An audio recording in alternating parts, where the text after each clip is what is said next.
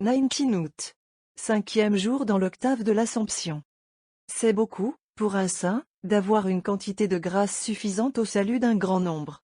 Mais s'il en avait autant qu'il suffirait pour le salut de tous les hommes qui sont au monde, ce serait le comble, et cela a lieu en Jésus-Christ et dans la bienheureuse Vierge. Telle est l'affirmation du prince des théologiens, au sujet de celle que Suarez salue du titre de cause universelle, intimement jointe au Seigneur son Fils. Une autorité plus haute que celle de l'école est venue confirmer sur ce point l'enseignement du docteur Angélique. Dans son encyclique Magna Dei Matri, le souverain pontife Léon XIII a daigné faire siennes les paroles que nous avons citées.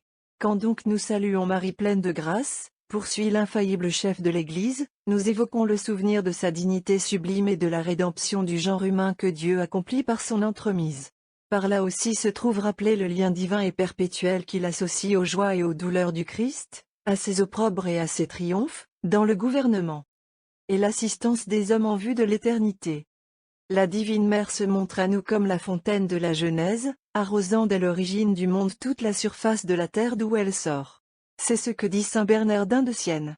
Et parce qu'il est bon qu'on n'ignore pas la manière de s'exprimer des diverses écoles, ajoutons que l'illustre représentant de l'ordre séraphique reconnaît en Marie ce qu'il nomme une sorte de juridiction ou d'autorité sur toute procession temporelle de l'Esprit Saint. C'est qu'en effet, continue-t-il, elle est la mère de celui dont l'Esprit procède. Et, à cause de cela, tous les dons, vertus et grâces de cet Esprit sont administrés par ses mains, distribués à qui elle veut, quand elle veut, comme elle veut et autant qu'elle veut. Observons toutefois qu'on ne saurait conclure de ces paroles à l'existence pour la Vierge bénie d'un droit de domaine en rigueur de justice sur l'Esprit et ses dons. Ainsi encore faut-il se garder de supposer jamais que Notre-Dame puisse être considérée en quelque manière comme principe de l'Esprit Saint, pas plus qu'elle ne l'est du Verbe lui-même en tant que Dieu. La Divine Mère est assez grande, pour qu'elle n'ait nul besoin de voir exagérer ses titres. Elle tient tout, il est vrai, de ce Fils dont elle est la première rachetée. Mais dans l'ordre historique de l'accomplissement du salut, les divines prévenances qui l'élurent gratuitement pour mère du Sauveur ont fait d'elle pourtant la source de la source vive, selon le mot de saint Pierre d'Amiens. De plus, pleinement épouse autant qu'elle était mère, unie, dans la totalité de ses puissances de nature et de grâce, à toutes les prières, à toutes les souffrances, à toute l'oblation du Fils de l'homme, sa coopératrice véritablement universelle au temps du labeur. Comment s'étonner qu'elle garde au jour de sa gloire la part universelle de l'épouse, dans la dispensation des biens acquis en commun, quoique diversement, par l'Adam nouveau et la nouvelle Ève. Encore que Jésus n'y fût point tenu en stricte justice, quel fils croira qu'il y ait manqué? Bossuet qu'on ne saurait suspecter d'entraînement, et que pour cette raison nous citons de préférence, n'argua pas des exigences de sa controverse avec l'hérésie pour ne point suivre en un tel sujet la doctrine des saints. Dieu, dit-il, ayant une fois voulu nous donner Jésus-Christ par la Sainte Vierge, les dons de Dieu sont sans repentance, et cet ordre ne se change plus. Il est et sera toujours véritable, qu'ayant reçu par sa charité le principe universel de la grâce, nous en recevions encore, par son entremise, les diverses applications dans tous les états différents qui composent la vie chrétienne. Sa charité maternelle ayant tant contribué à notre salut dans le mystère de l'incarnation, qui est le principe universel de la grâce, elle y contribuera éternellement dans toutes les autres opérations, qui n'en sont que des dépendances. La théologie reconnaît 3 opérations principales de la grâce de Jésus-Christ. Dieu nous appelle. Dieu nous justifie. Dieu nous donne la persévérance. La vocation, c'est le premier pas. La justification fait notre progrès. La persévérance conclut le voyage, et, ce qui ne se trouve pas sur la terre, unit la gloire et le repos, dans la patrie. La charité de Marie est associée à ces 3 ouvrages. Marie est la mère des appelés, des justifiés, des persévérants. Sa charité féconde est un instrument général des opérations de la grâce. Noble langage. Témoignage autorisé, cette fois, touchant la tradition de cette Église gallicane en cela véritablement glorieuse et sainte, qui, par ses Irénée, ses Bernard, ses Anselme et tant d'autres, a fait de la France le royaume de Marie. Puissent chez nous les maîtres de la doctrine faire valoir l'héritage de leurs grands devanciers, continuer d'approfondir en autant l'inépuisable mystère de Marie.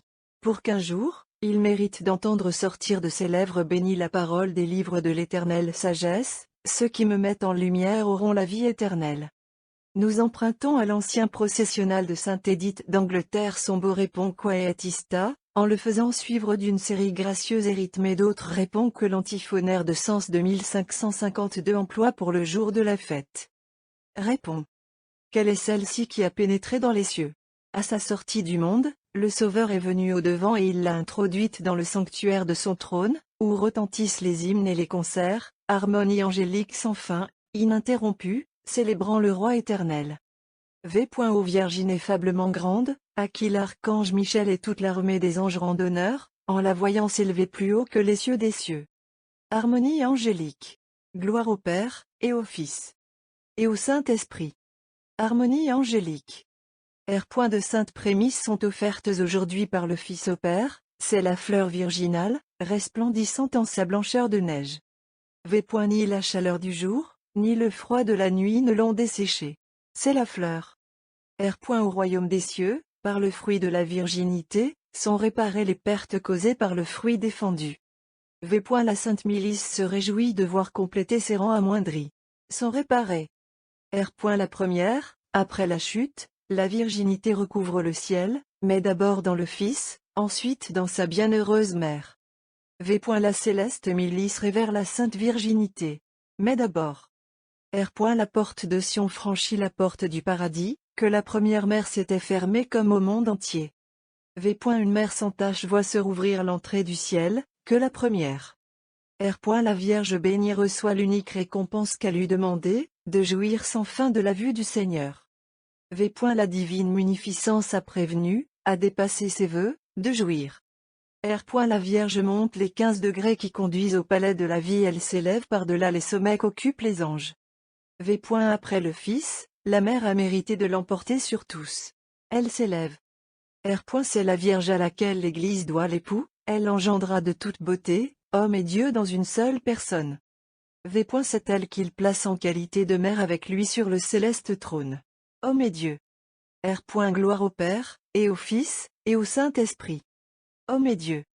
Saint Pierre d'Amiens nous donnera cet hymne de sa composition pour chanter et prier Marie. Hymne. Comme une aurore brillante, Marie monte au sommet des cieux. Elle resplendit comme le soleil, elle est belle comme la lune. Ce jour est celui où la reine du monde s'élève à son trône glorieux, elle qui fut mère d'un fils dont la naissance précéda l'étoile du matin. Son assomption la porte plus haut que les anges, elle laisse au-dessous d'elle également les archanges. Une femme dépasse à elle seule tous les mérites des saints. Celui qu'elle avait pressé sur son sein, qu'elle avait couché dans la crèche, elle le voit maintenant roi de toutes choses en la gloire du Père. Pour nous, ô Vierge des Vierges, daignez implorer votre Fils. Par vous il entra dans notre partage, que par vous il nous introduise dans le sien. Louange soit à vous, Dieu très haut qui naquit de la Vierge. Honneur aussi soit au Père ineffable et à l'Esprit Saint. Amen.